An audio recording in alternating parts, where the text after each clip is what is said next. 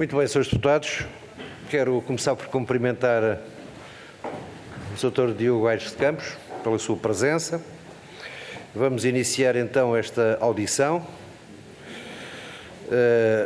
Ao Sr. Ex-Diretor do Serviço de Urgência de Obstetrícia e Ginecologia ao Bloco de Partos do Hospital de Santa Maria, Dr. Diogo Aires de Campos, a requerimento do Partido Chega. Relembro que temos duas rondas, uma primeira ronda de 4 minutos, em que a primeira pergunta, ou o primeiro conjunto de perguntas de 4 minutos cabem ao Chega, com resposta imediata do Sr. E depois cada grupo parlamentar dispõe de 4 minutos para uma resposta em conjunto e depois uma segunda ronda de 1 minuto. Vamos então iniciar esta audição. Dou a palavra ao Sr. Deputado Pedro Frazão, dispõe de 4 minutos. Faça favor, Sr. Muito obrigado, Sr. Presidente, Srs. Deputados, Sr. Professor Aires de Campos, bem-vindo a esta comissão. Temos imensa curiosidade em ouvir na primeira pessoa, no protagonista desta telenovela, que parece uma série da Netflix, da obstetrícia e ginecologia em Portugal, sobre o que é que de facto se está a passar no Hospital de Santa Maria, Sr. Professor, e se de facto é seguro nascer em Portugal. Recordo aqui, o Sr. Presidente e os Srs. Deputados, que o Sr. Professor Diogo Aires de Campos disse nesta mesma comissão, há alguns meses atrás, que o encerramento rotativo dos serviços de obstetrícia e ginecologia era algo próprio do terceiro mundo e que não advogava esse encerramento. Ora, chegamos a julho de 2023 e é de facto com isso que nos vimos confrontados e vimos-nos confrontados com alguém, Sr. Professor, que é um destacadíssimo obstetra do panorama nacional e com provas científicas dadas, que parece ter passado de bestial a besta. Peço desculpa pelas palavras, mas de facto o que se nos é dado a ver é que o Sr. Professor neste momento é uma persona não grata, não só no Ministério da Saúde, como também perante a direção executiva, o seu próprio hospital e até a Ordem dos Médicos. Toda esta telenovela começou no dia 15 de junho deste mês, quando uma carta muito crítica foi assinada por 34 médicos, 34 dos 37 médicos obstetras de ginecologia e obstetrícia, cujo primeiro subscritor era exatamente o Sr. Professor Diogo Aires de Campos. Ora, esta carta relacionava-se com a Operação Nascer em Segurança, com o Plano Sazonal Verão 2023 e sobre o encerramento do bloco de partos do Hospital de Santa Maria a partir do dia 1 de agosto. Algumas preocupações eram enumeradas, nomeadamente uma diminuição da resposta assistencial, uma dificuldade de acesso da população na área de influência do Hospital de Santa Maria e do Hospital São Francisco de Xira, a coincidência da data pré-anunciada com o início da JMJ, da Jornada Mundial de Juventude, e a ausência de propostas concretas para assegurar as condições mínimas no internamento em puerpério no Hospital de Santa Maria. Portanto, no fundo, vinham dizer que vão fechar o Hospital de Santa Maria como um alibi e como alibi vão utilizar as obras, uma vez que as obras ainda não estavam sequer adjudicadas e o encerramento vai ser anterior ao início das obras e, portanto, há aqui um período temporal bastante mais alargado. E mais gravosa ainda é uma acusação que importa esclarecer sobre possíveis pressões que a administração possa estar a exercer sobre os médicos que não colaborem com este plano. Aliás, na própria carta dos signatários diz-se o nosso desagrado pela forma como a equipa se sentiu pressionada para assegurar a colaboração com o Hospital São Francisco Xavier. Portanto, estão aqui também, em linha de conta, direitos laborais dos trabalhadores. 4 dias depois desta carta, Sr. Professor, existiu uma exoneração. Isto foi no dia 19 de junho, o Sr. Professor Diogo Aires de Campos foi exonerado, disse a administração por colocar em causa o projeto de obra e o processo colaborativo com o Hospital São Francisco Xavier. Logo, 2 dias depois, o Chega apresentou este requerimento para o ouvirmos aqui nesta comissão e, pasme-se, 8 dias depois da primeira carta, 4 dias depois da sua exoneração, ocorreram as demissões dos 10 profissionais de saúde sob ameaças do Conselho de Administração no dia 23 de junho e ameaças não é uma palavra minha, é a palavra dos próprios chefes de serviço que se queixaram ter sido ameaçados, sim, assim ameaçados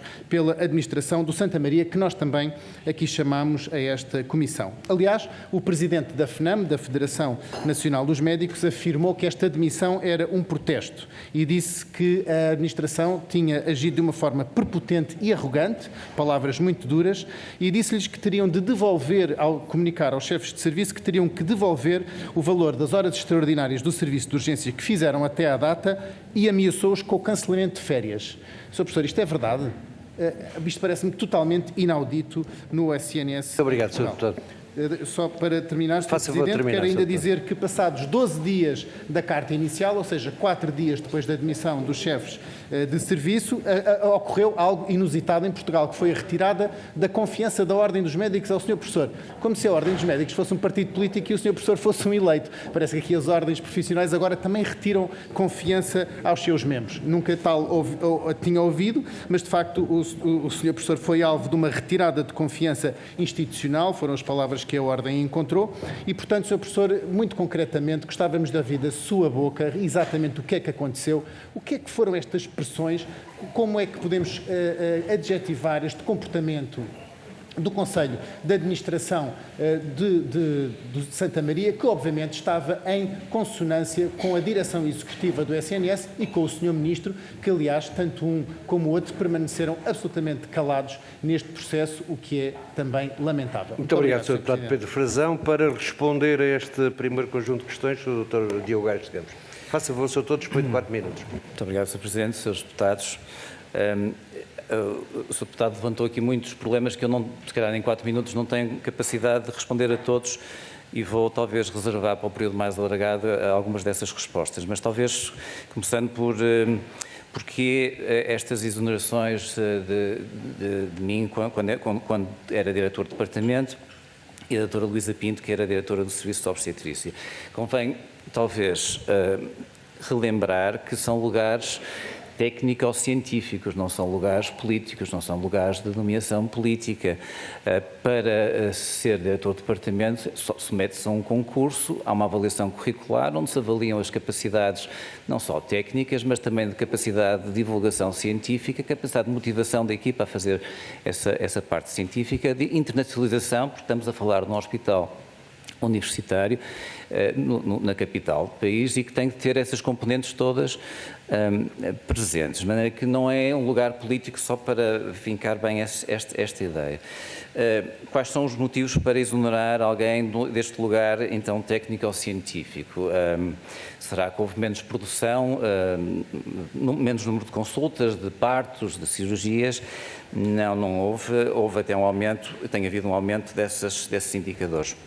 Será que houve alguma redução nos indicadores de qualidade do departamento ou que houve menos satisfação das utentes?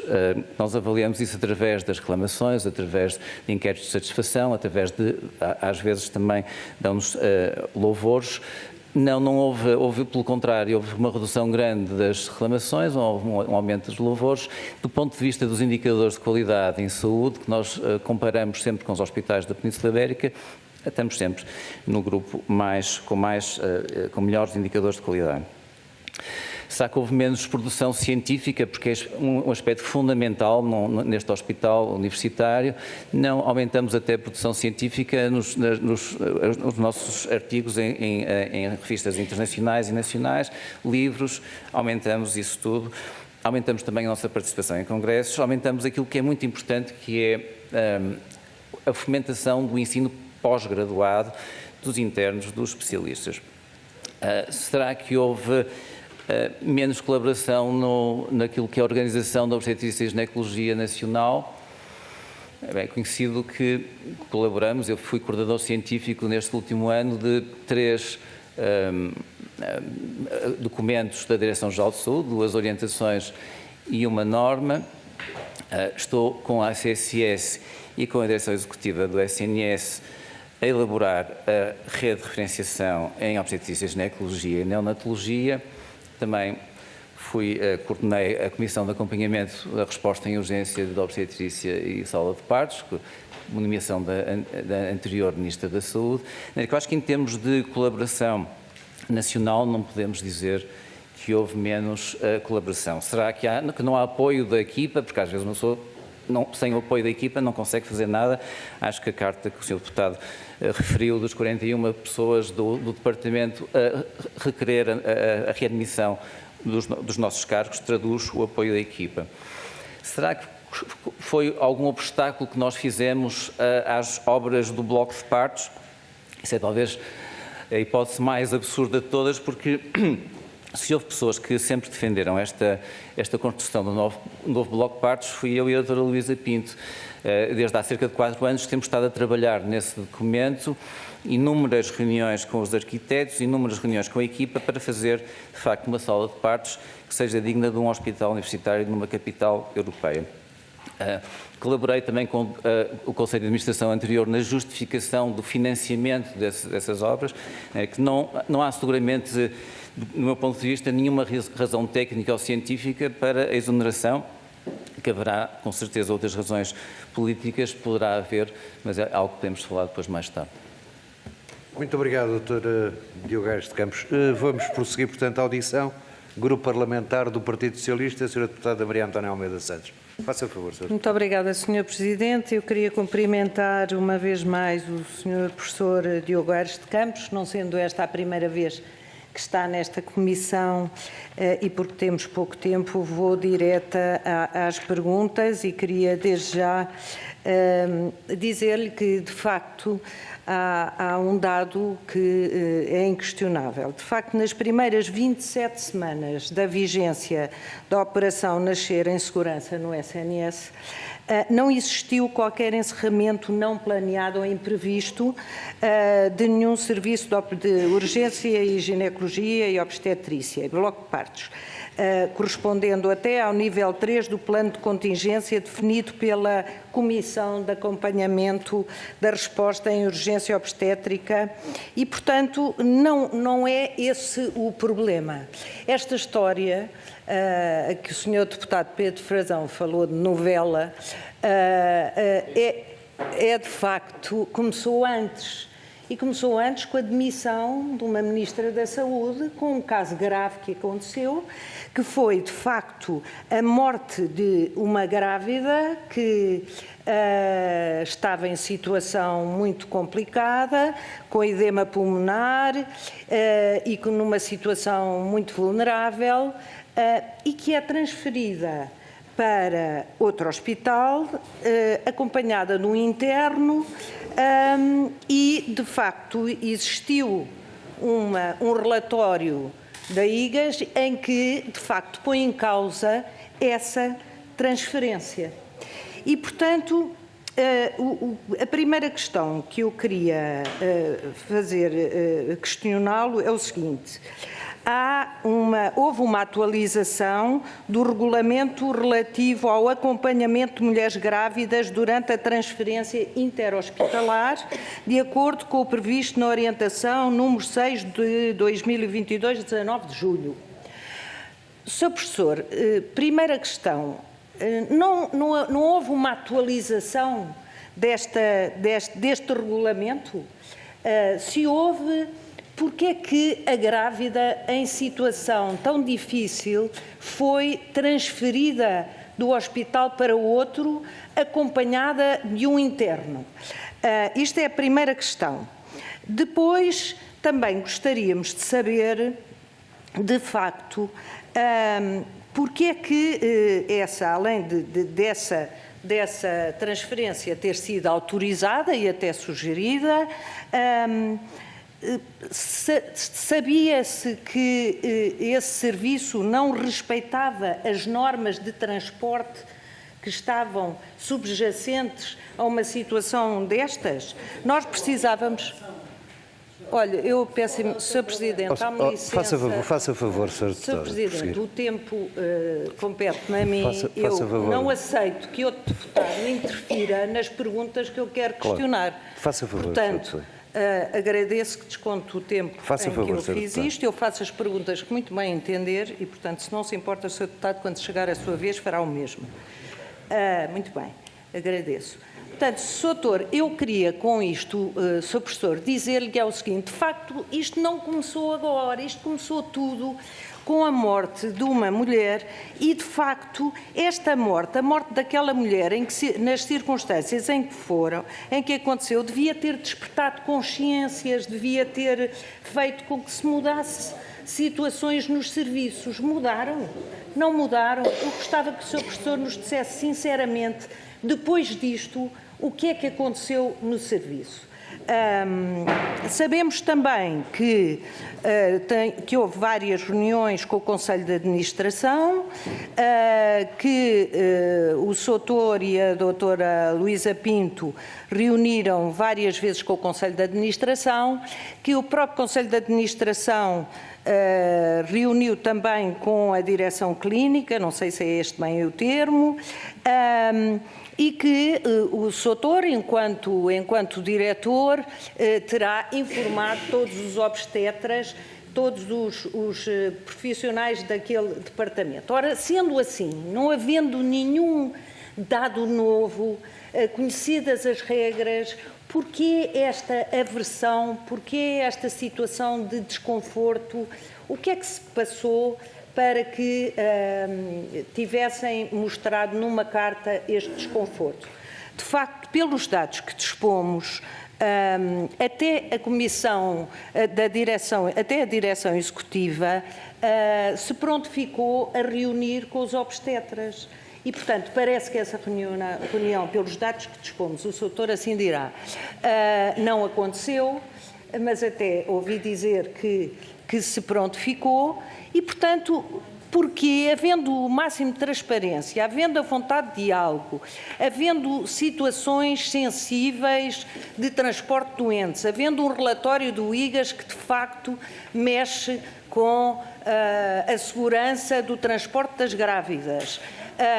Portanto, tudo isto eu gostava que o Sr. Soutor pudesse acrescentar alguma racionalidade, porque quem está de fora não entende muito bem o que aconteceu. Obrigada. Muito obrigado, Sra. Deputada. Faça favor, Sr. Deputada. Obrigada, Sr. Presidente. Eu gostava de uma interpelação à mesa. Faça favor. Porque na audição regimental do Sr. Ministro da Saúde, a Iniciativa Liberal, perguntou sobre o relatório da IGAS. Porque, de facto, no seguimento da exoneração do professor Diogo Aires de Campos, saíram algumas notícias a fazer um paralelismo entre os dois casos. E eu fiz essa pergunta ao Sr. Ministro da Saúde. Já tinha feito à Secretária de Estado e depois fiz ao Sr. Ministro da Saúde. E o que foi respondido é que esse relatório não seria público porque teria sido enviado ao Ministério Público. Portanto, eu gostava de saber, gostava que o Sr. Presidente perguntasse ou nos esclarecesse se de facto este relatório é público e como é que o Partido Socialista pode estar a fazer afirmações que estão nesse relatório se esse relatório não for público. Muito obrigado, Sra. Deputada. Muito obrigado, Sra. Deputada. Está feita a interpelação. Faça favor, Sr. Deputado. É uma interpelação à mesa também, Sr. Deputado? Sim, Sr. Presidente. Eu queria uma interpelação. Faça a interpelação, Sr. Pedi a palavra para uma interpelação à mesa, Sr. Presidente, para relembrar que esta audição é a respeito das preocupações recentes trazidas a público por médicos do Serviço de Urgência de Obstetrícia e Ginecologia de Partos do Hospital de Santa Maria, doravante designado tal. Portanto, acabei de ler o objeto do nosso requerimento. O que a Sra. Deputada Antónia Almeida Santos fez aqui foi continuar na narrativa do ataque de personalidade ao Sr. Professor Aires de Campos, arvorando um relatório da IGAS que não é público. A Sra. Deputada disse que esse relatório continha acusações sobre falta de segurança. Esse relatório, e esse caso foi já do ano passado, originou a demissão da Sra. Ministra Marta Temido. O PS não se mostrou minimamente preocupado com o que estava a acontecer no Hospital de Santa Maria e nessa altura não requereu aqui a chamada do Sr. Professor Aires de Campos, nem sequer do Presidente do Conselho de Administração de Santa Maria, e a própria Direção Executiva foi empossada muito depois desse caso sobre este caso. Portanto, o que a Sra. Deputada Maria Antónia Almeida Santos fez aqui foi desvirtuar o objeto desta audição. Muito obrigado, e, portanto, eu pedia... Ainda não terminei, Sr. Presidente. Não, acaba a interpelação, já passou, vai 1 minuto e 20. Eu solicitava ao Sr. Presidente que administrasse a Sra. Deputada Maria Antónia Almeida Santos sobre o respeito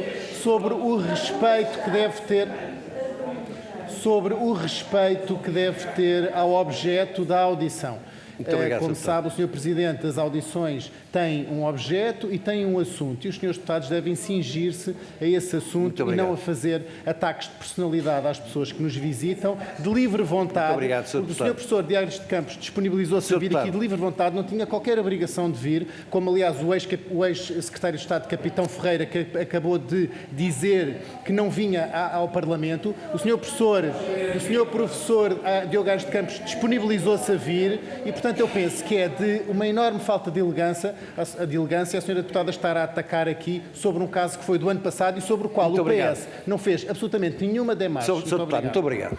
Faça favor, Sra. Deputada Catarina eu Martins. antes de mais queria nos mesmos termos, interpelar. Sra. Deputada, só um segundo. A Sra. Deputada Catarina Martins pediu para fazer uma interpelação à mesa. Portanto, queria fazer uma interpelação à mesa. Faça favor. A razão porque não ia fazer a interpelação à mesa não era esta, mas tenho que o dizer, não é aceitável a insinuação do Sr. Deputado do Chega de que o professor Diogo Aires Campos possa ser arguido em qualquer caso, porque não é. E, portanto, só para não estar a misturar casos que não podem ser misturados, que acho verdadeiramente lamentável e que escusamos ter esse tipo de discurso nesta Comissão. Mas queria fazer a seguinte interpelação à mesa sobre a condução dos trabalhos. Naturalmente, os requerimentos têm sempre uma leitura ampla e os grupos parlamentares comportam-se como entendem. Agora, é verdade que temos aqui um problema de assimetria de informação. Foi-nos dito que nós não poderíamos ter acesso ao relatório do IGAS porque ele não seria público. O grupo parlamentar do Partido Socialista claramente teve. O que eu sugeria é que mantivéssemos esta audição sobre as questões do bloco de partos, as obras e as decisões tomadas, porque aí temos a mesma informação, que fosse requerido ao Ministério o relatório do IGAS e depois, com a boa vontade do professor Diogo Aires Campos, podermos ter uma segunda audição sobre esse relatório que nós também gostaríamos de fazer. Muito obrigado, Sra. Deputada Catarina Martins.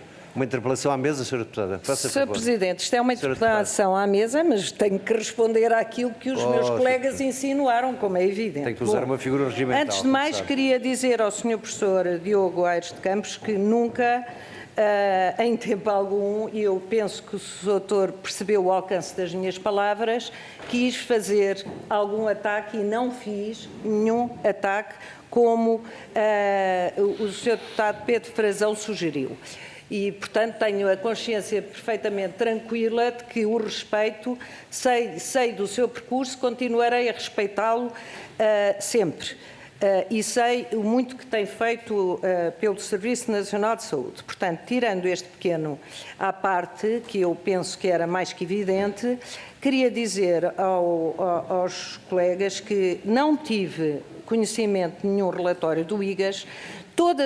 O que eu disse aqui prendeu-se com informações que vieram a público e estranho até que o grupo parlamentar do Chega, que é sempre tão exímio em ver tudo o que são notícias e informações, não tenha conhecimento destas várias notícias e informações que foram saindo.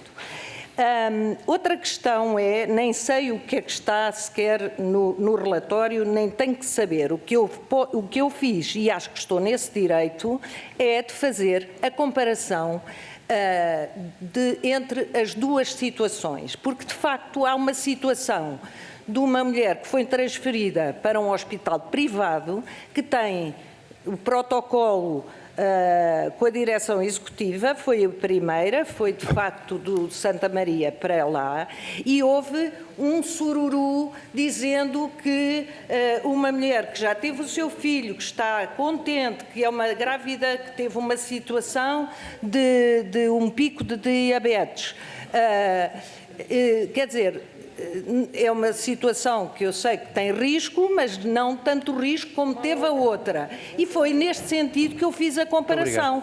E, portanto, não me sinto minimamente limitada na minha opinião de questionar, fazendo esta comparação entre a situação das duas grávidas transferidas. Muito obrigado, Sra. Deputada Maria Antónia Almeida Santos. Srs. Deputados, vamos prosseguir com a audição. Dou a palavra ao grupo parlamentar do PSD, a Sra. Deputada Helga Correia. Faça favor. Dispõe de 4 minutos. Faça favor. Sra. Deputada Helga Correia, faça favor.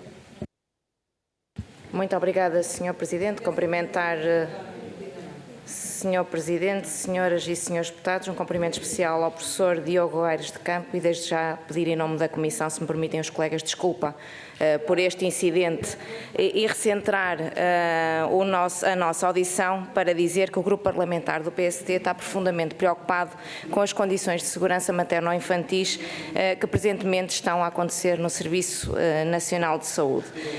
Portugal atingiu invejáveis níveis na redução. Eu peço desculpa, Sr. Presidente. Senhores deputados, vamos manter... Senhoras e senhores deputados, eu não interrompi ninguém, não tive qualquer intervenção naquilo que foi o diálogo colateral que existiu antes da minha intervenção, por isso eu exigia respeito da Comissão no sentido de poder intervir e interpelar o professor Diogo Aires de Campos, que acho que merece todo o nosso respeito. E se queremos julgar, temos que primeiro opinar, temos que primeiro ouvir as partes e estamos aqui numa postura de ouvir e acho que merecia o respeito das senhoras e dos senhores deputados.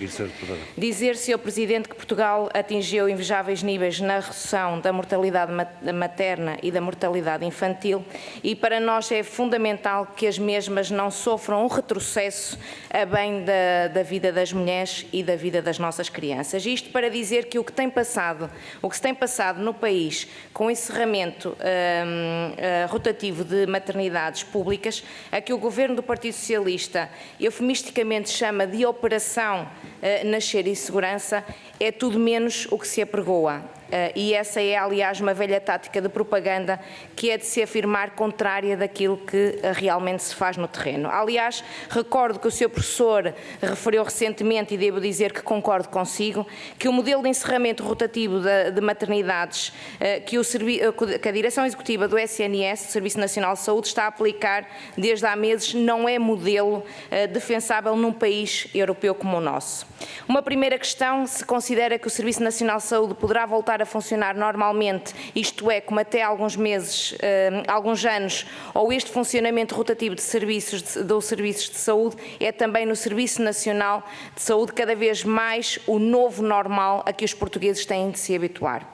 Depois, ainda ao caso em concreto, isto à questão do Centro Hospitalar de Lisboa Norte e mais concretamente ao Hospital Santa Maria, o PSD começou, e é certo, por solicitar a audiência também do Conselho de Administração do Centro Hospitalar, mas consideramos depois que esse pedido, naquele momento, não iria contribuir para aquilo que é a pacificação e a paz social e, nesse sentido, podendo até agravar as divergências entre os diversos intervenientes no processo, para mais no momento em que o Serviço Nacional de Saúde enfrenta tremendos desafios, designadamente em face da incapacidade do Governo em atrair e reter profissionais médicos. Ao contrário de outros partidos, o PSD está apenas ao serviço das pessoas e o que nos preocupa são as vidas e a saúde das grávidas e dos bebés portugueses. Antes de avançar para um conjunto de questões, também é importante referir que este problema surgiu com o anúncio do encerramento próximo do Serviço de Obstetrícia de Santa Maria, devido à necessidade de realização de importantes obras para a nova maternidade desse mesmo hospital, que permitirá, julgo, aumentar o número de camas de parto do Hospital de Santa Maria de 7 para 12, ou seja, quase duplicar. E pergunto se quaisquer ideias concebidas, e é o seguinte, não condicionam a necessidade das obras da maternidade do hospital, quais serão as vantagens decorrentes destas mesmas para a saúde materna ou infantil? Depois uma outra pergunta, se considera que a realização destas obras contribuirá para manter a maternidade mais forte e com mais capacidade. Vai a nova maternidade do hospital ser instalada no local físico atual ou em local diferente daquele que está? Sendo um local diferente, ainda assim considera que as mesmas não poderiam ser realizadas sem o encerramento do Serviço de Obstetrícia do Hospital Santa Maria? Depois uma outra questão, quem e que entidade concreta tomou decisão de encerrar o Serviço de Obstetrícia do Hospital para a realização destas obras? Senhor Professor, ao que se sabe, ter-se-á manifestado contra, ou pelo menos terá colocado reservas e reticências ao projeto de reestruturação do bloco de partos do Hospital Santa Maria. Maria. Pergunto se adiantou propostas para obviar esses problemas e se o fez, o que seria necessário para evitar os inconvenientes da solução adotada, ou eventualmente se não fez qualquer tipo de proposta. E qual é o número médio de partos neste hospital e no Hospital Francisco Xavier? E depois uma outra questão é, destes partos que são realizados, quantos é que são de mães residentes em Portugal e de mães não residentes? E pergunto, para finalizar, Sr. Presidente, se confirma que autorizou o gozo de férias a cerca de 75% dos obstetras, especialistas e internos do Departamento de Obstetrícia do Hospital Santa Maria, e assim sendo, porque o fez neste atual contexto que concebia falta de recursos humanos, ou neste caso de recursos médicos de obstetrícia do Serviço Nacional de Saúde, particularmente nesta região de Lisboa. Muito obrigada, Sr. Presidente. Muito obrigado, Sra. Deputada Olga Correia. Pousada a palavra ao Grupo Parlamentar da Iniciativa Liberal, Sra. Deputada Joana Cordeiro. Faça favor. Obrigada, Sr. Presidente. Cumprimentar todos os senhores deputados, cumprimentar o professor Diogo Aires de Campos, a quem agradeço mais uma vez aqui a presença na Comissão de Saúde. Eu gostava de começar, e de uma forma muito concreta, por lhe perguntar qual foi o motivo que lhe foi dito para a sua exoneração. Porque as notícias, de facto, dizem que foi aqui por discordâncias, mas mesmo que tenha sido, porque algumas das suas posições são conhecidas sobre o plano em concreto, mas já lá vou, se acha que faz sentido alguém ser exonerado por uma discordância de opiniões? Portanto, em que estado é que nós vivemos, ou em que tipo de gestão ou de direção que nós temos, que uma pessoa pode ser exonerada simplesmente porque discorda de um plano? Diria que, como já aqui referiu, que não se mostrou indisponível para colaborar. Portanto, estamos aqui a falar de diferenças de opiniões e se faz algum sentido que alguém seja exonerado por causa disto. E gostava de perceber se, de facto, já aqui foi referida a tal carta, se o que aconteceu foi uma espécie de posição de força por parte, eventualmente, do Conselho de Administração, ou se calhar, e aqui gostava de lhe perguntar se isto extravasou o Conselho de Administração do Hospital, e estamos aqui a falar mais da Direção Executiva, do SNS ou do próprio Ministério da Saúde, porque a carta se tornou pública e foi conhecida que o professor Diogo seria aqui o primeiro subscritor desta carta e que houve aqui uma tentativa de tomar aqui uma espécie de posição de força. Depois, voltando ao que tinha perguntado, porque algumas das suas posições são conhecidas e muitas nós concordamos com elas, porque de facto nós não podemos olhar para um país em que temos ou melhor, uma solução para o futuro não é ter maternidades encerradas, muito menos a encerrar de vez em quando, porque de facto elas estão encerradas, não vale a pena virmos aqui dizer que há um plano, mas as maternidades são encerradas e porque não faz nenhum sentido, e nós temos defendido isto, que uma grávida seja acompanhada por uma equipa, por um hospital, e que depois, quando chega à altura de ter o seu filho, vai parar ao hospital que estiver aberto. Quer dizer, isto contraria todos os direitos, tudo o que temos defendido para as grávidas, para o respeito pelas grávidas, pelas mulheres na altura do parto, e isto tem sido, e o professor Diogo tem sido, portanto, eu pergunto se isto é um fator que mais uma vez contribuiu para esta posição da parte,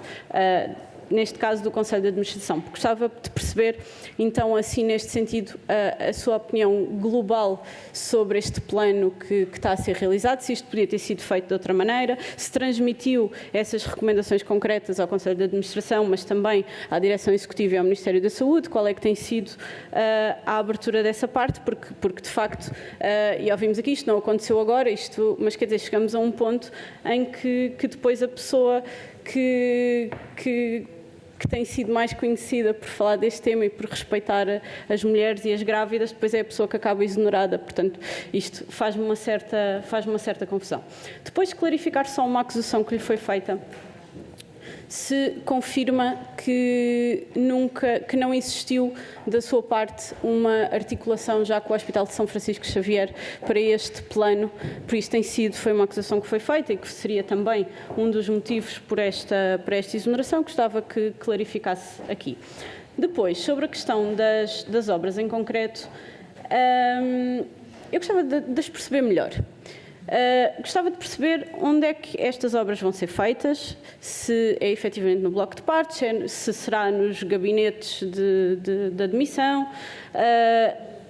Gostava de perceber isto, porque gostava de perceber se é mesmo preciso fechar por completo ter o Hospital de Santa Maria, portanto, o maior hospital de Lisboa, encerrado às grávidas para partos, se isto tinha mesmo que ser feito assim, ou se podia haver aqui um plano faseado das grávidas poderem ser atendidas noutro local do hospital.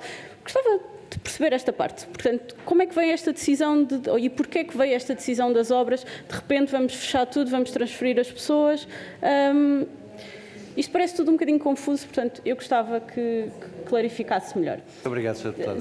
Só mesmo para terminar este sim. ponto, eu sei que temos outra ronda, mas clarificar. Gostava de perceber, pronto, no seguimento disto, como é que está a situação atual no Hospital de Santa Maria, porque, pronto, para já ainda está aberto. Como é que as escalas estão a ser organizadas, se os números estão a ser cumpridos, se o Conselho de Administração está a exigir que existam escalas que não são feitas com o número de médicos suficientes, que depois implicam a transferência de grávidas para outros hospitais em determinadas alturas. Gostava de perceber isto melhor. Obrigada. Muito obrigado, Sra. Deputada Joana Cordeiro. Pousada a palavra do Grupo Parlamentar do Bloco de Esquerda, a Sra. Deputada Catarina Martins. Faça favor. Muito obrigada, Sr. Presidente. Cumprimento o professor Diogo Aires de Campos, agradeço-lhe estar aqui. As obras no Bloco de Partos foram uma conquista sua, aliás, foi algo que defendeu, esteve aqui na Comissão a defender obras nos blocos de partos e nas enfermarias, bem me lembro, falando, aliás, da necessidade de tratar as mulheres com dignidade e com a necessidade, respeitando a sua necessidade de repouso no momento também do parto e no pós-parto. Sabemos, portanto, que sempre as quis, sabemos também que sempre ponderou a necessidade de encerramentos de maternidades e blocos de partos até rotativamente. Independentemente de concordarmos ou não com as suas soluções, na verdade, não vemos à partida como pode haver uma dificuldade tão grande de entendimento no que está a acontecer. A menos que as obras no bloco de partos do Santa Maria não sejam aquelas, as que estão a acontecer, não sejam aquelas que a equipa pediu e que a equipa conseguiu que fossem financiadas. Tanto quanto me é dado a perceber, até pelas audições que tivemos, defenderam uma obra de blocos de partos que permitisse a existência de um novo bloco de partos modernizado e até de modernização das enfermarias também. Entretanto, nós soubemos que havia um outro plano do Governo, quando o Diretor Executivo do SNS e o Ministro da Saúde muito enfaticamente, vieram anunciar aqui no Parlamento o maior bloco de partos do país no Santa Maria, ou seja, vieram anunciar que ia haver um aumento da capacidade muito grande no bloco de partos de Santa Maria, algo que era desconhecido até há pouco tempo, pelo menos nestes debates. Ora, o Santa Maria faz cerca de 3.000 partos por ano, se não estou em erro. Para isso conta com uma equipa dedicada que tem feito cerca de 600 horas extraordinárias cada médico por ano para conseguir manter estes números. Se aumentar a capacidade do bloco de partos de Santa Maria, eu pergunto-me onde estarão os obstetras para aumentar essa capacidade e, por outro lado, que maternidades no resto do país é que serão fechadas para se enviarem profissionais e utentes para um bloco de partos no Santa Maria com uma dimensão ainda maior, como já sabemos, tem uma dimensão muito significativa, claro, estamos a falar do maior hospital do país já e, portanto, não é coisa pouca. Perguntava-lhe, por isso, se no plano inicial era ou não possível manter o bloco de partos atual aberto, enquanto se faziam obras para um novo bloco de partos. Perguntava-lhe também, afinal, o que é que está adjudicado neste momento em termos de obras. Ou seja, nós temos um bloco de partos a fechar, temos profissionais a serem confrontados com a mudança para outro hospital, mas afinal, alguma coisa está em obras? Ou seja, o que é que está a acontecer neste momento? Perguntar-lhe também se considera que o Hospital São Francisco Xavier tem capacidade para receber todo o volume do Hospital Santa Maria, uma vez que esse era, pelo menos, o plano pensado, e qual é o impacto em termos de partos realizados com esta opção, e mais do que isso, o São Francisco Xavier e o Santa Maria têm equipas muito diferentes.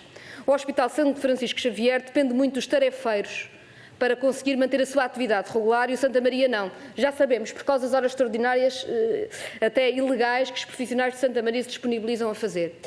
Os tarefeiros, como nós sabemos, na altura do verão, são bem mais pagos no Algarve do que em Lisboa e Val do Tejo.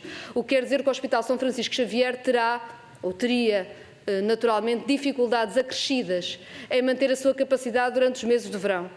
Não considera possível que o Governo tenha querido levar a equipa do Santa Maria para o São Francisco Xavier e, na verdade, usar as obras para tentar disfarçar um outro problema, que era a falta absoluta de obstetras em Lisboa e Val do Tejo, na altura do verão. E, portanto, enfim, não há mais capacidade, não está-se a querer esticar muito um cobertor que já está tão curto e à conta dos profissionais de Santa Maria que já fazem essas 600 horas de trabalho extraordinário por ano. Queria perguntar-lhe, sobretudo, também se neste momento as equipas de Santa Maria sabem o que devem fazer e como atuar. A situação é, no mínimo, confusa. Há um bloco de partos e há um hospital que pode ou não fazer internamentos. Se uma grávida se dirige ao Santa Maria e é preciso internar, ela é internada no Santa Maria ou é enviada para o São Francisco Xavier? E se for enviada para o São Francisco Xavier, e eu lembro-me que o professor Aires Campos chamou a atenção para isto, sou sensível, o Hospital Francisco Xavier, como sabemos, tem muito poucos transportes. É difícil a acessibilidade. Há planos de mobilidade para quem se dirige a um hospital e precise de ir a outro. Como é que tudo isso é feito?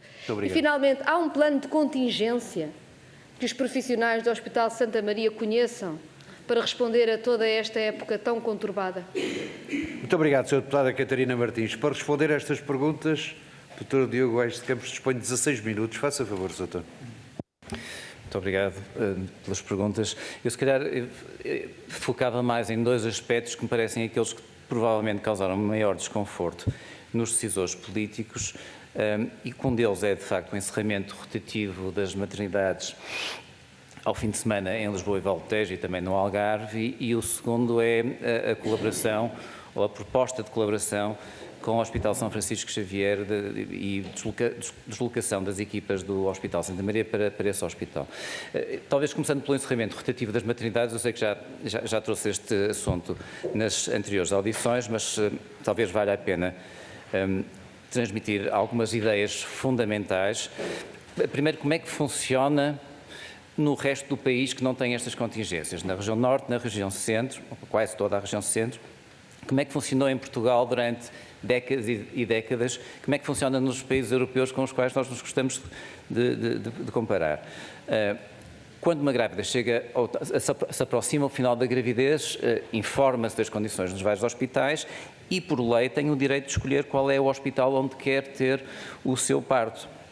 Quando isso acontece, geralmente marca visitas à maternidade, pode fazer ou não, mas geralmente faz, pode se inscrever em curso de preparação para o parto e aguarda o início do trabalho de parto. Nós sabemos que mais ou menos 30% dos trabalhos de parto são provocados hoje em dia, tem aumentado ao longo dos últimos tempos, mas são 30%.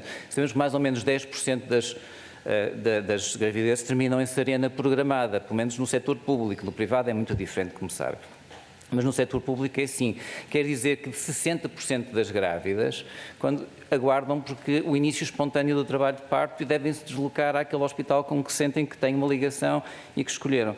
Os encerramentos rotativos acabaram completamente com esta escolha, não é? Porque a grávida não pode saber se vai iniciar o trabalho de parto no fim de semana em que um hospital está encerrado, pode dizer sim, mas então vou àqueles que estão sempre abertos. Mas os que estão sempre abertos, como estão muitas vezes sobrelotados com o excesso de atividade dos outros hospitais que estão encerrados, muitas das vezes não conseguem internar a grávida porque não tem sítio onde a internar. De facto, a previsibilidade da grávida em relação ao seu trabalho de parto não existe. Os encerramentos rotativos, também do ponto de vista técnico, têm alguns problemas adicionais. Sabendo que vai haver um encerramento ao fim de semana, há uma pressão adicional para provocar mais trabalhos de parto para ter a certeza que eles ocorrem numa altura em que o serviço está aberto. Predispõe também a mais transferências interhospitalares. As transferências interhospitalares têm risco.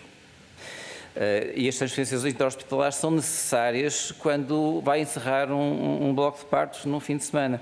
Predispõe também ao aumento da intervenção, porque se eu sei que um bloco de partos vai fechar às 9 da noite, e há trabalhos de parto que ainda não decorreram, há uma vontade de fazer com que aquele trabalho de parto seja mais rápido, mais acelerações do trabalho de parto, mais cesarianas, mais parto de instrumentados.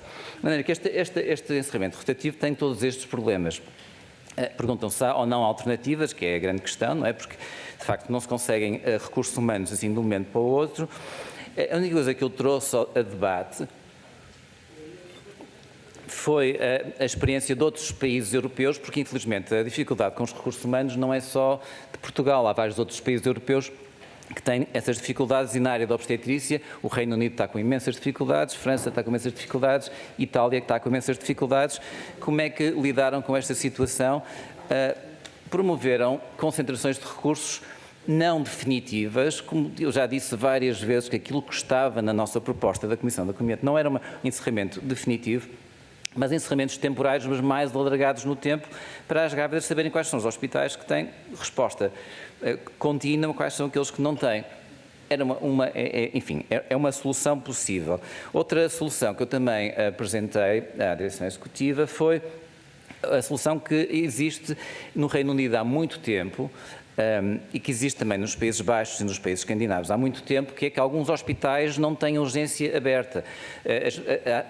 Há hospitais que mantêm a urgência totalmente aberta para todas as situações ginecológicas e obstétricas, outros que mantêm apenas uma urgência referenciada, que dão apoio aos trabalhos de parto, dão apoio a situações mais graves na segunda metade da gravidez, mas que não dão apoio a tudo, permitem que haja equipas mais reduzidas nesses hospitais, mas mantêm a resposta ao trabalho de parto, mantém sempre as salas de parto abertas. Referenciadas de que forma? No Reino Unido é através de um telefonema diretamente para o hospital, mas nós temos a linha Saúde 24, que pode também referenciar, pode haver referências de outros hospitais, havendo vagas.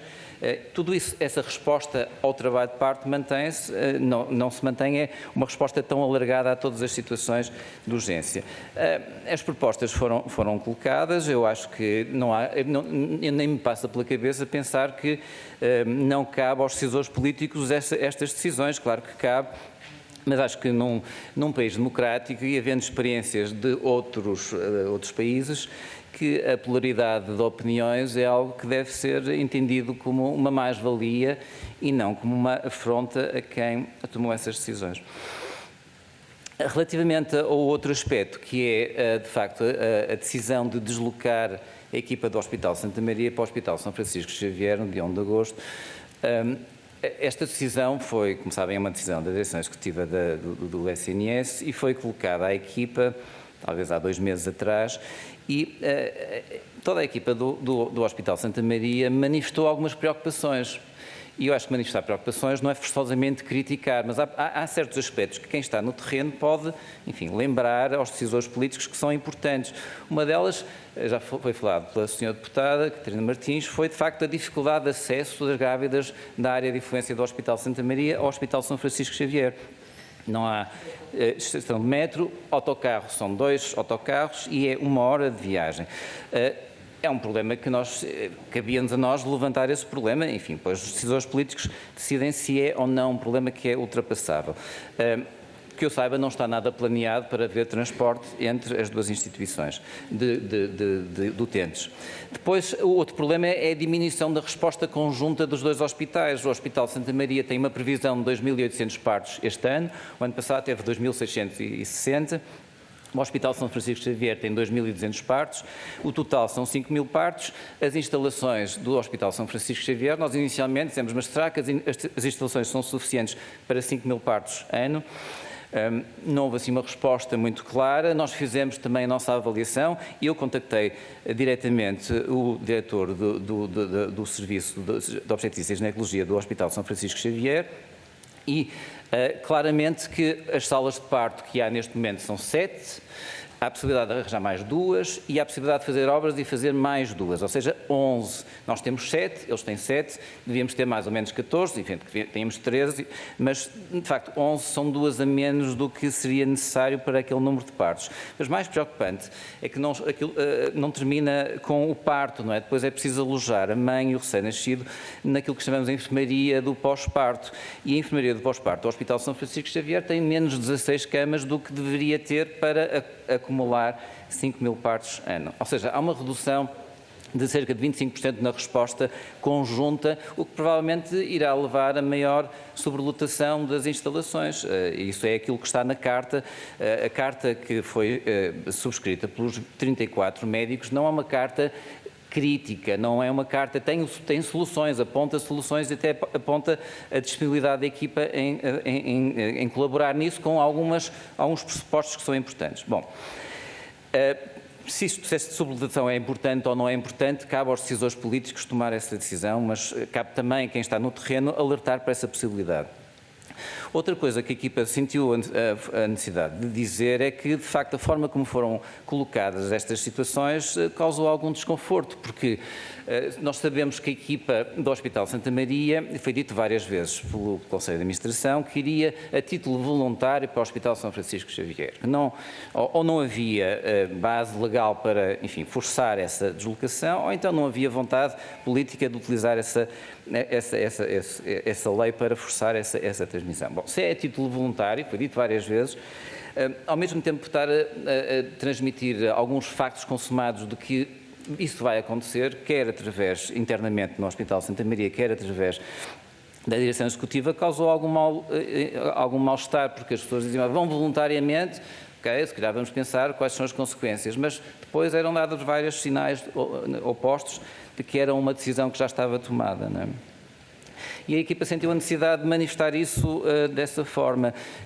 Diria assim, eu quase que cito o Sr. Ministro da Saúde, o Dr. Manuel Pizarro, como é que um investimento superior a 3 milhões, que é supostamente uma coisa boa, que toda a gente no Hospital Santa Maria estava à espera há muitos anos, como é que se transforma numa coisa tão má, uma coisa que causa tantas constrições dentro da equipa? De facto, deve ter sido da forma como foi apresentado, da forma como foi gerido. Depois, quando nós queremos convencer uma equipa a ir voluntariamente para outro hospital, é melhor dar-lhe boas razões, não é? Porque nem que seja razões do bem comum, nem que seja dizer, olha, é preciso dar uma ajuda à equipa do Hospital São Francisco Xavier, mas não, infelizmente, logo do início, aquilo que foi apresentado foi a noção de que é preciso ir para lá por causa das obras do bloco de partos. Bom, aquilo que estava no pedido de financiamento, no pedido oficial de financiamento, no projeto de financiamento do Bloco de Partos, não implicava deslocação nenhuma para o Hospital São Francisco Xavier. Era obras no Bloco de Partos, do Bloco de Partos novo, é uma estrutura que vai ser construída num local onde neste momento não existe nada, é um espaço vazio, é uma extensão daquilo que é o edifício do Hospital de Santa Maria, de maneira que não é necessário encerrar o Bloco de Partos para construir um novo. Pode-se manter o Bloco de Partos em funcionamento até ao final das obras. Depois, há a questão da urgência. A urgência, o que estava no pedido de financiamento é que são 3 gabinetes, mais um de enfermagem, que seriam deslocalizados para um pavilhão pré-fabricado, que já está lá neste momento, ao lado da urgência central. É essa a solução que estava no pedido oficial de financiamento e era isso que a equipa sabia, de maneira que estar a dizer à equipa que é por causa das obras, obviamente que teve algumas reações menos positivas da equipa.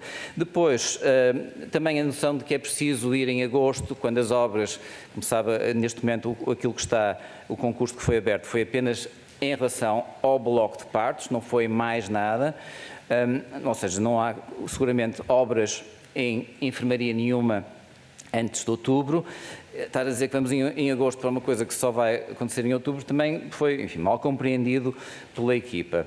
A certa altura, o que nós sugerimos foi que, para além das obras no Bloco de Partos, um pouco para justificar a passagem da equipa para o Hospital São Francisco Xavier, se fizessem também obras na enfermaria do pós-parto, não é? Foi uma sugestão vinda do Departamento e que o Conselho de Administração atendeu e nós quisemos também dar uma mensagem importante, que é que não vamos para o São Francisco Xavier para fazer umas obras que não sejam obras de fundo, para depois, daqui a uns tempos, estarmos a ir outra vez para outro hospital qualquer para fazer as obras de fundo. Eu acho que as expectativas da população hoje em dia, não só na medicina privada, mas na medicina pública, em 2023, numa capital europeia, é que a seguir ao parto, instalações que são de acordo com as expectativas, que não se vá para uma enfermaria de 4 camas onde não há sequer um quarto de banho. Temos enfermarias, a grande maioria das enfermarias no Hospital de Santa Maria, no pós-parto, são de 4 camas e há 2 quartos de banho para um total de 40 e tal camas. Fizemos alguma pressão junto do Conselho de Administração para que as obras fossem de fundo e que incluíssem também aquilo que são as expectativas da população em 2023. E era neste estado que estávamos, com alguma abertura do Conselho de Administração, quando foi entregue aquela carta que, no fundo, dizia que a equipa transmite a disponibilidade de colaborar com o Hospital São Francisco Xavier, com os pressupostos de haver uma apresentação das plantas de remodelação da enfermaria, de haver a colaboração do Departamento nessa otimização, como houve em relação ao bloco de partos, e que há outras condições que eram precisas assegurar no Hospital São Francisco Xavier antes de fazermos essa mudança. Mas nós sabíamos que essas alterações estavam em curso.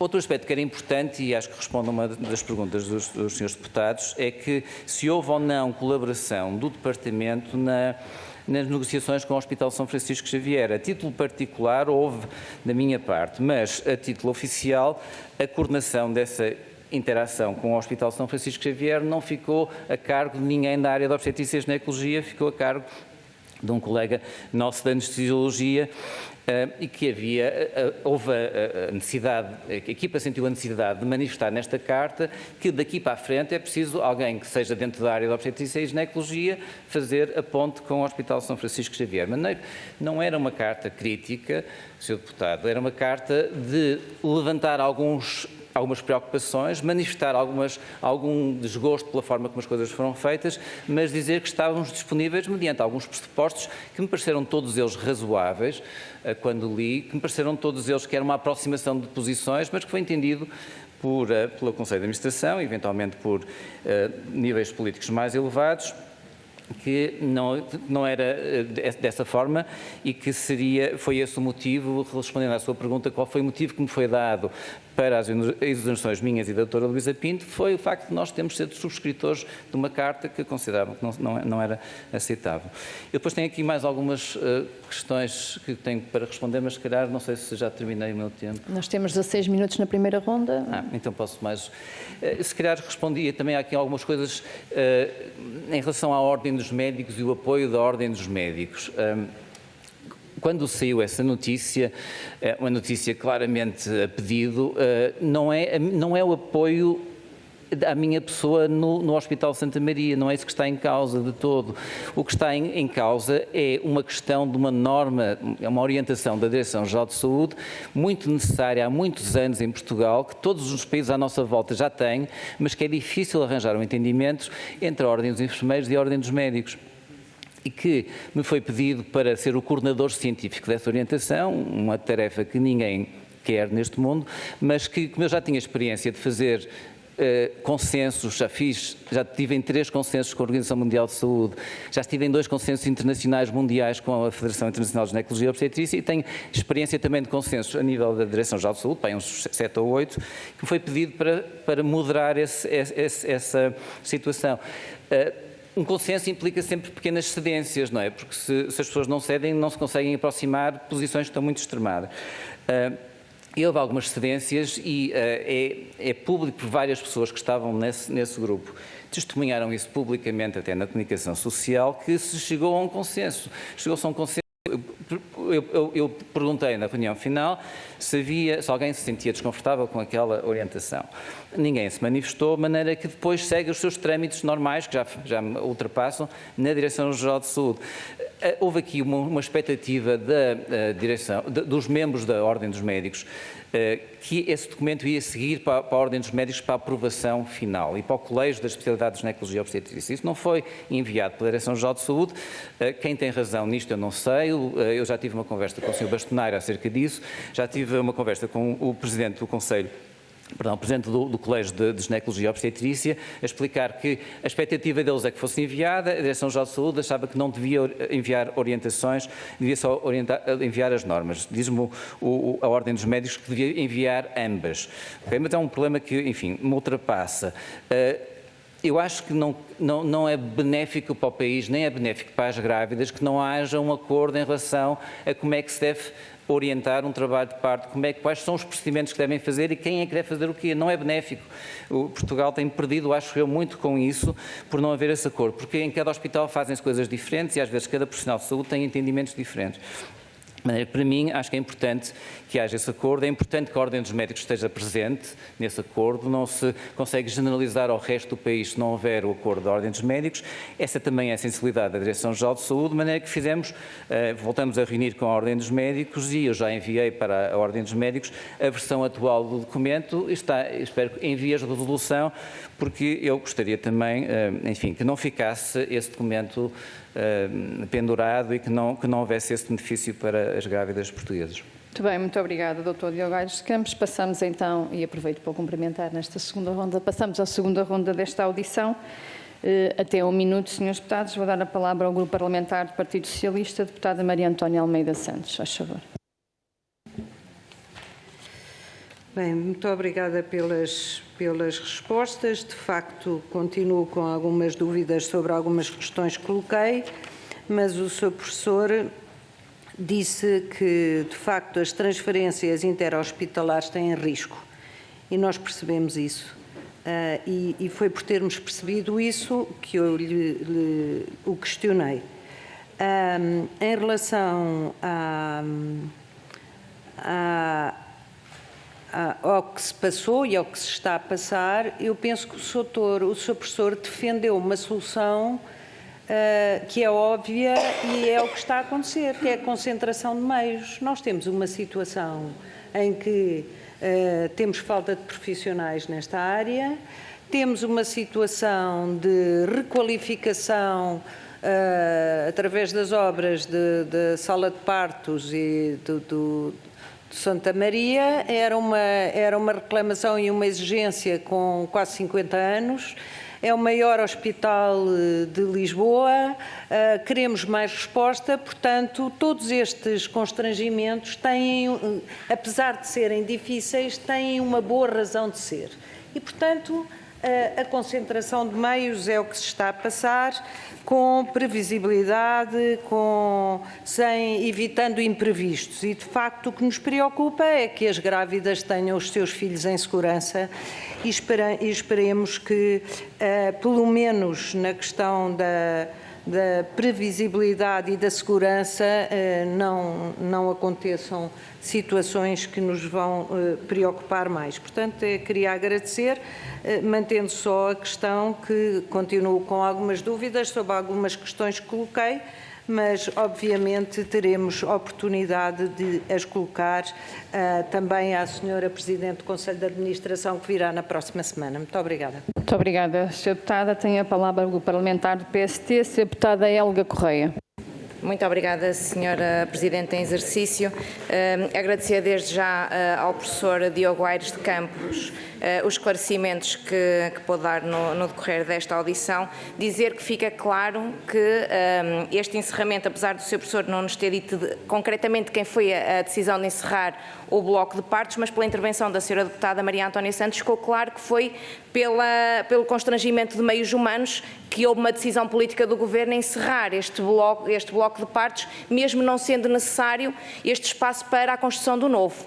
Como não havia meios humanos para o manter aberto, encerraram. Isto é uma decisão política do Governo e, quanto a isso, é a interpretação das suas palavras. Esse só nos fica aqui claro. E também ficou claro, pelas palavras do seu professor, que a redução de 25% da resposta conjunta destas duas instituições. Eu gostaria de perceber se, mantendo em funcionamento este bloco de partos, que agora encerra por decisão política do Governo, e mantendo o bloco de partos do São Francisco Xavier, se esta capacidade conjunta seria maior ou não. Se iríamos ter ou não os constrangimentos que neste momento o seu professor está a alertar aqui esta Comissão, porque seria importante perceber que consequências é que depois podemos tirar desta decisão política do Governo de encerrar um bloco de partos que não é necessário o encerramento para a dita requalificação, que afinal não é uma requalificação, mas é um bloco novo. Era importante perceber realmente essa questão, porque Senhora Deputada, eu não a interrompi. Depois há uma outra questão que não foi respondida pelo Sr. Professor e seria importante perceber, é o número de grávidas que neste momento são atendidas no Hospital Santa Maria e perceber qual o número de grávidas que são residentes em Portugal e que não são residentes, para perceber depois também qual é a pressão que é colocada neste serviço e, mais uma vez, agradecer os contributos que deu ao longo desta audição. Muito obrigada. Obrigada, Sra. Deputada. Passo a palavra ao parlamentar Chega, Sr. Deputado Pedro Frazão. Faz favor. Muito obrigado, Sra. Presidente de Exercício. Senhores deputados, Sr. Professor, muito obrigado por ter vindo livremente pelo seu próprio pé a esta comissão prestar os esclarecimentos de alguém que foi exonerado por um delito de opinião. Ao contrário de outras pessoas que foram membros do Governo e que são também chamadas ao Parlamento e que escolhem não vir, dizendo que só prestam declarações na polícia ou às entidades judiciárias, o senhor, que não tem nada a dever à polícia, veio aqui a este Parlamento dizer-nos coisas muito graves, a nosso ver, Sr. Professor. De facto, toda esta telenovela, se passasse num hospital privado, o que não diria o nosso ministro Manuel Pizarro, que está sempre a atacar o privado e a dizer que até fazem 100% de cesarianas no privado, mas que agora, afinal, teve que deitar a mão ao privado para ser a sua tábua de salvação, exatamente porque aqui em Lisboa reduziu 25% na capacidade de atendimento de partos, como disse o Sr. Professor exatamente há poucos minutos. Portanto, para nós é muito grave que o Sr. Professor e a doutora Luísa Pinto tenham sido demitidos, exonerados apenas por serem o primeiro e o quarto subscritor de uma carta que, pelos vistos, não era crítica. Tomo como boa a sua nota de que não devemos adjetivar essa carta como crítica, mas sim como um contributo para a melhoria dos serviços. Portanto, é inadmissível que num hospital público um Conselho de Administração exonere alguém que está numa posição técnico-científica apenas por escrever uma carta ou por ser subscritor de uma carta que vem trazer contributos para melhorar a atividade assistencial. E a prova de que isto é verdade, que o senhor está aqui a dizer a verdade, a prova está nos factos. A prova está que os seus 10 chefes de serviço, os seus 10 chefes de equipa primeiro apresentaram uma carta a pedir ao Conselho de Administração o retroceder das vossas exonerações e depois, não vendo esse retrocesso feito, apresentaram eles próprios as suas demissões ao Conselho de Administração. Para nós é... Muito obrigada, Sr. Deputado. Vou terminar, Sra. Presidente.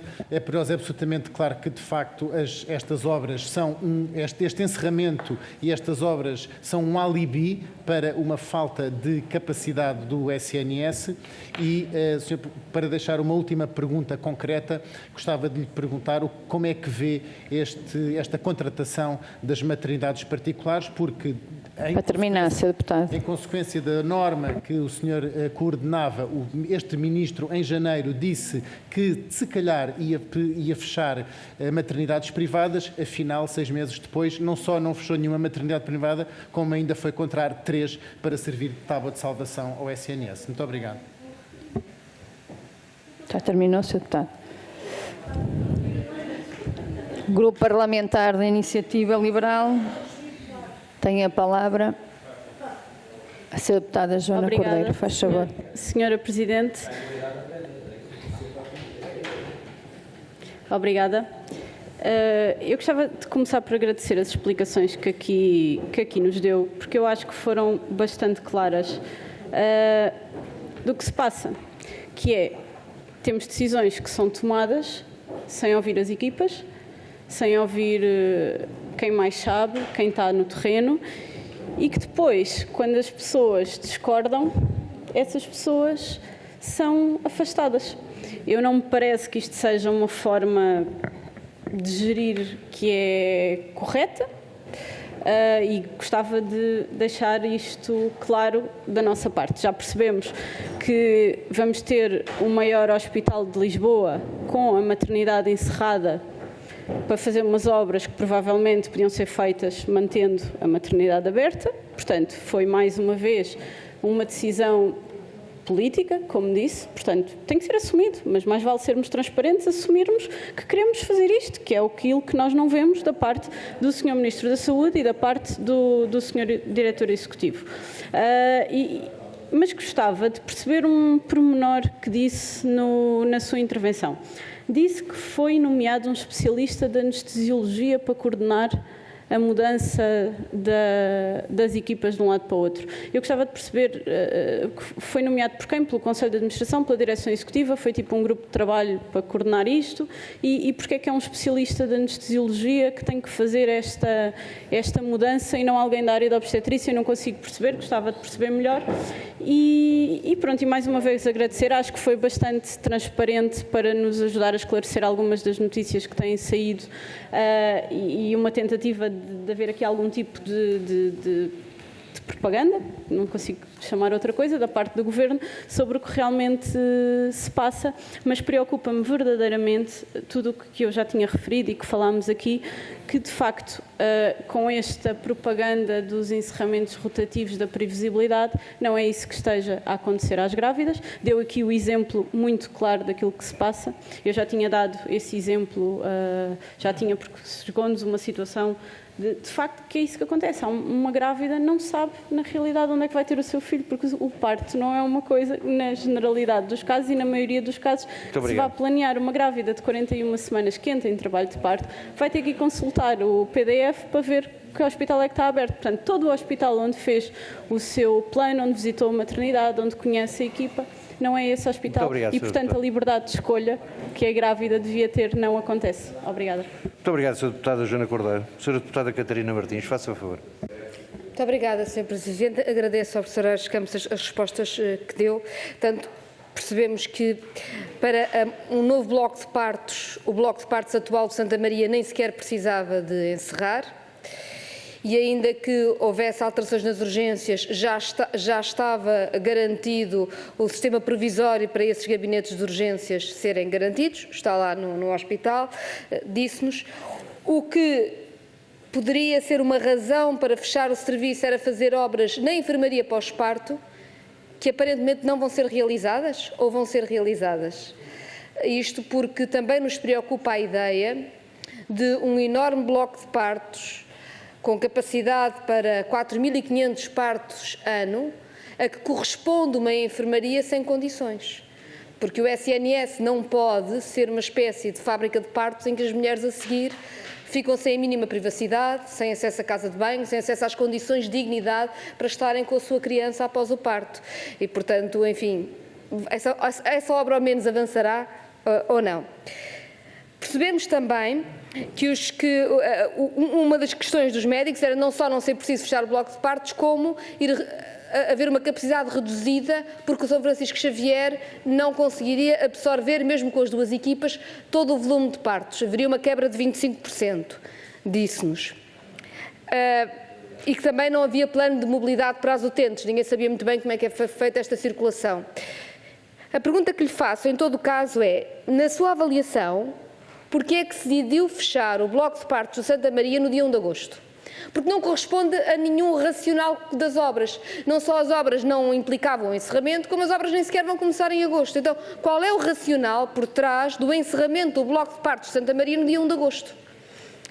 Por outro lado, também nós sabemos que os médicos de Santa Maria, que sentiram que não foram ouvidos e que sempre fizeram horas extraordinárias muito para lá do limite legal, às 600 horas extraordinárias por ano, agora dizem que só fazem aquelas que são as horas legais, 150.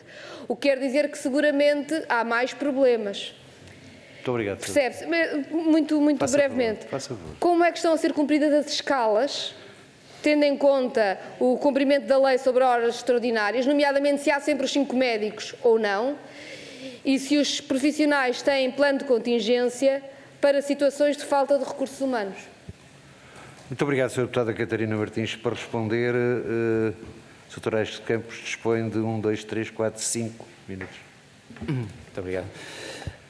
Eu vou tentar responder às perguntas que ficaram por responder e se calhar começava até por o caso da morte materna que foi referida pela Sra. Deputada. É um caso que teve uma avaliação inicial pelo IGAS, que neste momento foi enviado para o Ministério Público e cabe ao Ministério Público, cabe também aos órgãos próprios da Ordem dos Médicos investigar o que é que se passou. Eu também não queria falar sobre esse caso individual, até porque eu não estava de férias nessa altura, não conheço pormenores desse caso, a não ser aquilo que li no relatório do IGAS. A questão aqui de fundo é...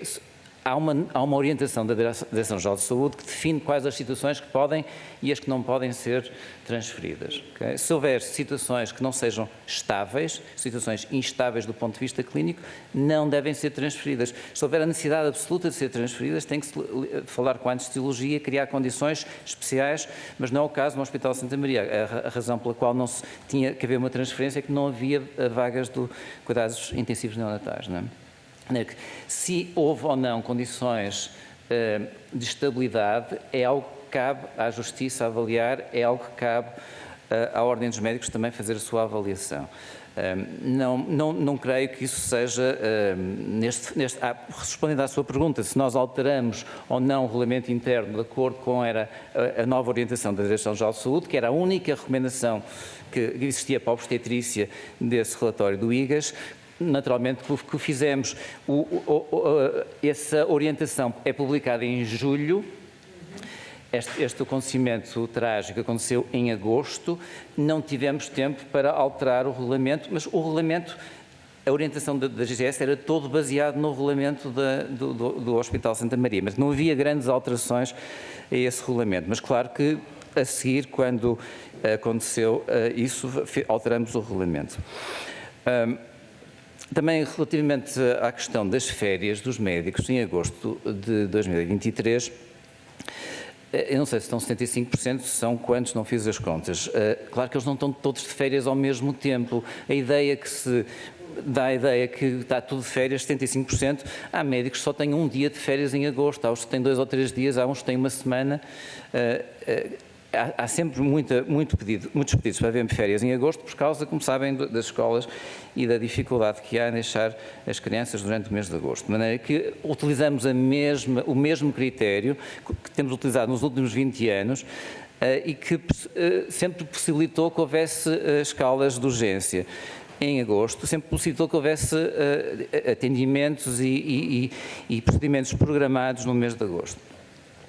Relativamente agora, como é que está a situação neste momento? Se são cumpridas as escalas recomendadas pela Ordem dos Médicos? Não são. As escalas têm geralmente 3 médicos. Há situações, quando houve uma visita do bastonário da Ordem dos Médicos, a escala era constituída por um especialista, um interno do 6º ano e outro interno do 1º ano.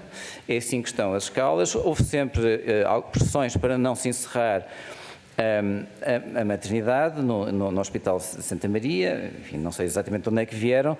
Os colegas estão muito preocupados com a situação, acham que, no mínimo, as condições de segurança são dúbias, para não dizer mais, e tem-se mantido assim sem plano de contingência. Havia um plano de contingência que foi elaborado o ano passado, na altura por mim, quando houve a crise das urgências de obstetrícia, mas que não está a ser utilizado pelo Departamento neste momento. As pessoas mantêm, são 41 pessoas a exigir que haja uma reversão destas exonerações, numa carta que foi enviada ao Conselho de Administração.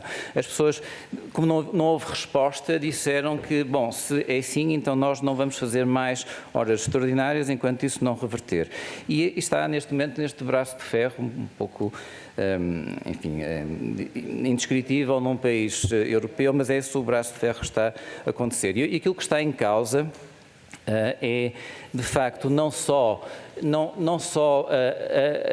as próprias pessoas, os ex-diretores, mas é todo um departamento, porque as pessoas manifestaram já, muitas pessoas manifestaram a sua vontade, se não houver uma reversão, de pedir a rescisão de contrato e encontrar outros locais do SNS e privados onde continuam as suas funções. De maneira que o que está em causa, de facto, é um serviço universitário, um serviço de referência com um grau de internacionalização muito grande, que está em causa e que pode, de um momento para o outro, aquilo que demorou muito tempo a construir, não foi só por mim, foi pelas pessoas que me antecederam, aquilo que é uma referência a nível da obstetrícia e ginecologia nacional, aquilo que é, de facto, um pilar da resposta na urgência da obstetrícia e ginecologia, porque, juntamente com a maternidade Alfredo da Costa, foram as 2 instituições que se mantiveram sempre abertas, todos os dias, durante a pandemia, durante a crise das urgências do ano passado e do início deste ano, está em causa. Neste momento já não dá resposta, está sempre em contingência, não recebe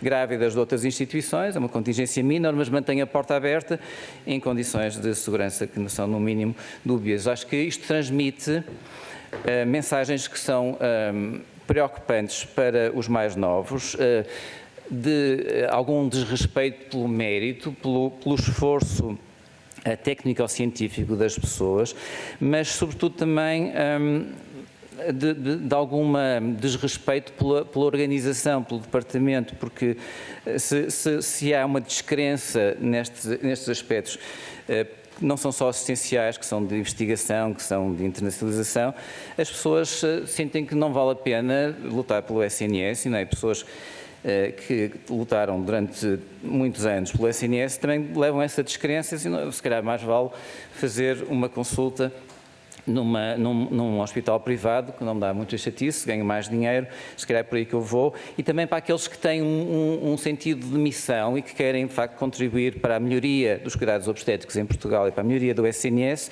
também a descrença de que, afinal, tanto faz ser as pessoas terem um currículo bom ou não terem currículo, porque politicamente podem ser postas de lado, transmite a mensagem que não vale a pena, de facto, investir no SNS nacional, que se calhar mais vale ir para outro país onde se respeita mais aquilo que é o percurso das pessoas, e eu acho que não é assim que se retém talento em Portugal.